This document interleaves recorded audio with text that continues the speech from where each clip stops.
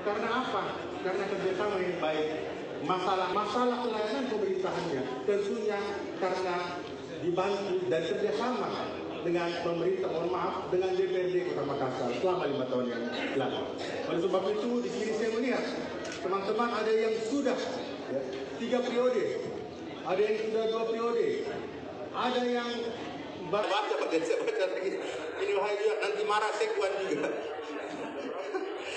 Tantangan pembangunan ke depan semakin kompleks. Tugas berat menanti saudara-saudara sebagai wakil rakyat harus menjaga keseimbangan antara kepentingan pemerintah daerah dan aspirasi masyarakat. Menyuarakan aspirasi itu adalah suara rakyat. DPRD adalah mitra strategis eksekutif dalam mewujudkan pemerintahan yang transparan dan akuntabel untuk memastikan kebijakan yang diambil berpihak kepada kepentingan rakyat, bukan kepentingan pribadi atau partai. Hubungan legislatif dengan eksekutif